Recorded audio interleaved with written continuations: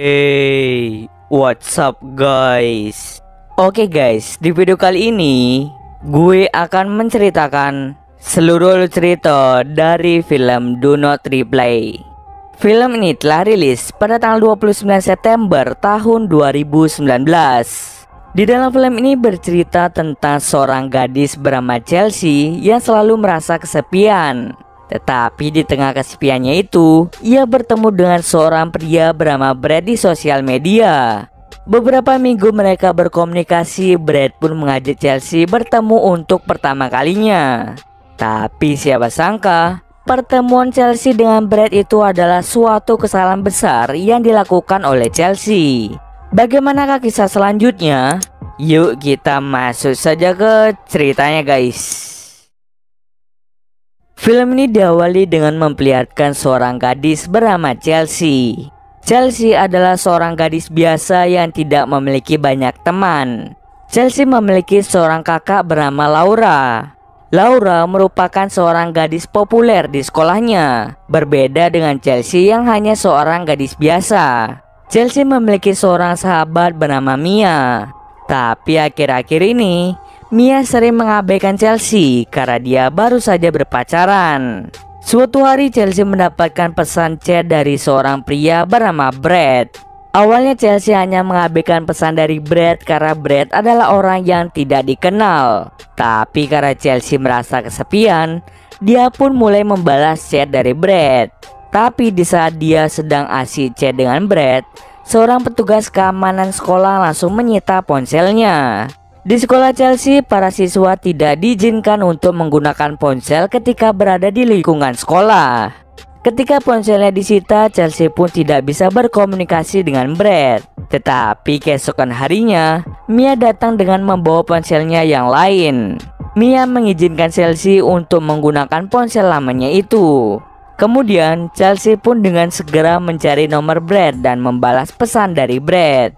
Mereka pun melakukan PDKT selama 3 minggu. Chelsea merasa bahwa dirinya sudah semakin dekat dengan Brad, walaupun hanya berkomunikasi lewat chat saja. Selama 3 minggu, Chelsea belum mengetahui wajah Brad yang sebenarnya. Karena ketika sedang video call, Brad selalu beralasan jika koneksi internetnya sangat lelet. Lalu suatu hari Brad mengajak Chelsea untuk bertemu di sebuah pesta Halloween. Brad meminta Chelsea untuk berkostum menjadi zombie cheerleader. Chelsea pun menjadi sangat senang karena akhirnya ia bisa bertemu dengan Brad. Sesampai di acara Halloween, Brad langsung menghampiri Chelsea. Di sini Brad memberi Chelsea sebuah minuman yang telah diberi obat tidur. Chelsea pun merasa sangat pusing setelah meminum minuman yang diberikan oleh Brad. Setelah itu, Brad memanfaatkan kesempatan ini untuk membawa Chelsea ke dalam mobil dan segera menculiknya. Ternyata, selama ini Brad hanya berpura-pura baik pada Chelsea. Dia sengaja bersikap baik agar Chelsea mau mempercayai dirinya. Kemudian Brad membawa Chelsea ke dalam ruang bawah tanah rumahnya. Brad mengikat kaki Chelsea dengan menggunakan rantai. Chelsea sangat ketakutan ketika dia terbangun di ruang bawah tanah yang kotor. Setelah itu, Brad datang menghampirinya dan memanggilnya dengan nama Sadie. Chelsea pun menolak untuk dipanggil Sadie. Akan tetapi, Brad terus memukulnya dan memaksanya untuk menggunakan nama Sadie. Karena takut dirinya disiksa lagi, Chelsea pun terpaksa menggunakan nama Sadie. Tapi siapakah Sadie itu? Dahulu Brad memiliki seorang adik bernama Sadie. Sebelum Sadie lahir, Brad adalah anak yang diadopsi oleh ibu Sadie karena ibunya tak kunjung memiliki anak. Akan tetapi, ibu tiri Brad akhirnya hamil dan lahirlah Sadie. Tetapi sejak kelahiran Sadie, Brad mulai diabaikan oleh ibu tirinya karena ibunya lebih sayang terhadap anak kandungnya yaitu Sadie. Sadie tumbuh menjadi gadis yang cantik dan di sekolahnya dia menjadi seorang cheerleader yang sangat terkenal. Tetapi Sadie ini termasuk gadis yang nakal. Dia bahkan sering menggoda Brad sehingga Brad merasa terangsang pada adiknya sendiri. Hal itu membuat Brad menjadi terobsesi dan tergila-gila pada Sadie. Karena keinginan yang kuat untuk memiliki Sadie, Brad pun membunuh ibunya. Karena tidak terima ibunya dibunuh, Sadie pun melakukan bunuh diri. Melihat hal itu membuat Brad menjadi gila. Lalu, dia sengaja menculik gadis-gadis dari media sosial untuk dijadikan pelampiasannya. Setelah itu, Brad meminta mereka untuk berpakaian layaknya seperti adiknya, yaitu Sadie. Tidak hanya itu saja, Brad juga meminta gadis-gadis itu untuk menggunakan nama Sadie. Alasan mengapa Brad melakukan itu karena Brad tidak ingin melupakan adiknya.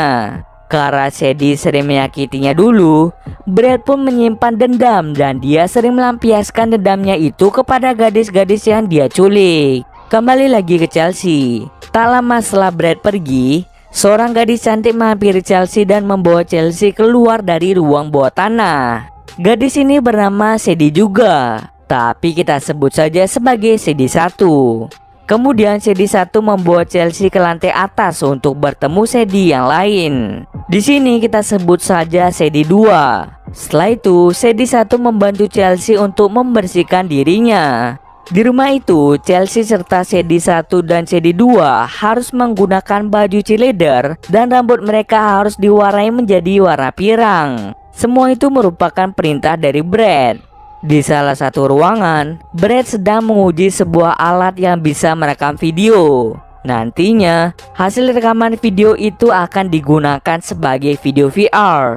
Di saat Brad berjalan menuju dapur, Brad mengingat sebuah ingatan tentang adiknya yang dengan sengaja menunjukkan tubuh telanjangnya pada Brad. Hal itu membuat Brad menjadi terangsang.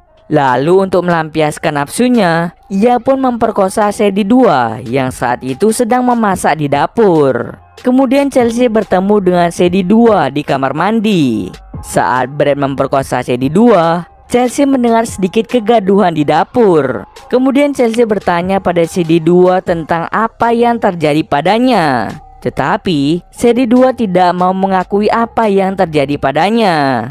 Sebelumnya, Chelsea menemukan seorang gadis bernama Tina yang terluka parah di sebuah kamar rahasia yang ada di dalam kamar mandi. Kemudian Chelsea pun mengajak Sadie 2 untuk kabur agar mereka bisa menyelamatkan Tina yang dalam keadaan sekarat. Akan tetapi, Sadie 2 langsung menolak ajakan Chelsea. Dia berpesan pada Chelsea agar jangan coba-coba untuk kabur dari Brad, karena bisa saja ia akan bernasib sama dengan Tina. Kemudian Sadie 2 memberitahu Chelsea bahwa ia akan segera dibebaskan dari rumah itu. Sebelum dibebaskan, Brad akan merekam Sadie 2 saat sedang dance. Lalu Brad mengajak Sadie 2 ke ruang bawah tanah. Sadie 2 pun bersiap untuk dance. Tetapi setelah ia melihat ke arah Brad telah memegang pisau dan mulai menyerangnya. Kemudian Brad membunuh Sadie 2 dengan sangat sadis di ruang bawah tanah itu. Hasil rekaman video itu nantinya akan disimpan sebagai koleksi video VR milik Brad. Kembali lagi ke Chelsea. Di kamarnya, Chelsea berbicara dengan Sadie 1 lewat sebuah lubang rahasia yang menghubungkan kamarnya dengan kamar Sadie 1. Sadie 1 mengungkapkan kecintaannya pada Brad. Mendengar Sadie 1 yang cinta buta pada Brad, Chelsea pun mencoba memberitahu Sadie 1 bahwa Brad adalah seorang psikopat. Tetapi Sadie 1 mengabaikan kata-kata dari Chelsea. Keesokan harinya, Chelsea bertemu dengan Tina. Di sana Tina menceritakan bahwa dia hampir dibunuh oleh Brad. Tetapi Brad tidak membunuhnya karena saat itu Tina sedang mengandung anak dari Brad. Setelah kejadian itu, bayi Tina meninggal dan Tina dikurung di sebuah kamar. Karena lukanya sudah sangat parah, Tina berencana untuk bunuh diri. Dia meminta Chelsea untuk pergi ke kamar Brad dan mengambil obat penghilang rasa sakit. Chelsea pun segera pergi ke kamar Brad dengan sangat hati-hati. Singkat cerita, Chelsea berhasil mengambil obat itu dan dia segera pergi ke kamar Tina.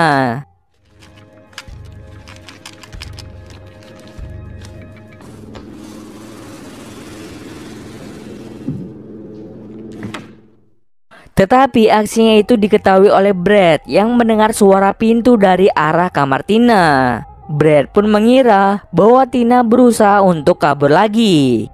Kemudian Brad pun mencoba untuk membunuh Tina. Chelsea yang melihat hal itu menjadi kasihan pada Tina.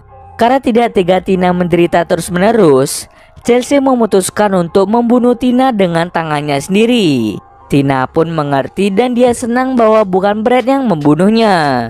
Setelah membunuh Tina, Brad menjadi kagum pada keberanian Chelsea. Kemudian ia membawa Chelsea ke ruang kerjanya. Di sana Brad menunjukkan video VR saat dia membunuh CD2.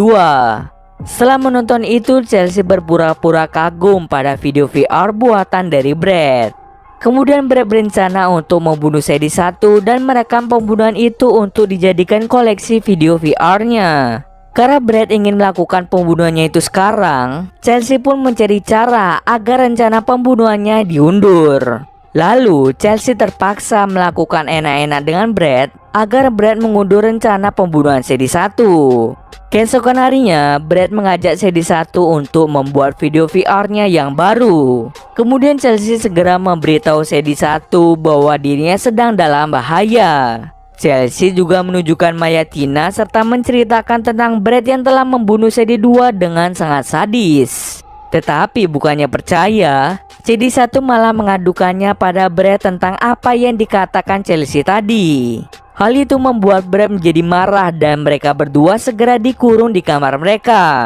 Untuk membuktikan bahwa perkataannya itu benar, Chelsea dengan hati-hati membawa CD1 ke ruangan Brad dan segera menunjukkan video pembunuhan CD2. CD1 sangat kaget dan masih tidak percaya dengan perbuatan kejam Brad. Sayangnya, aksi mereka itu dipergoki oleh Brad. Brad pun dengan cepat mengurung CD1 dan membawa Chelsea ke ruang bawah tanah.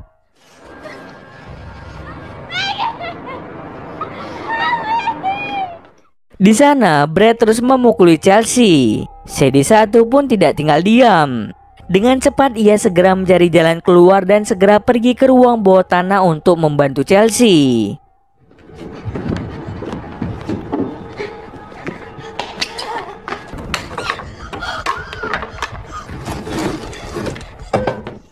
Dan terjadilah pertarungan CD dan Chelsea melawan Brad.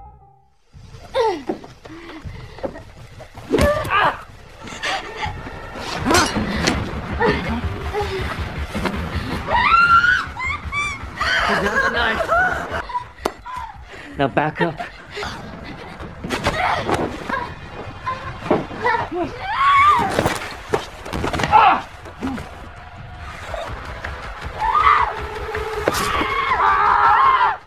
Singkat cerita, CD1 dan Chelsea berhasil mengalahkan Brad dan mereka berdua segera mencari pertolongan.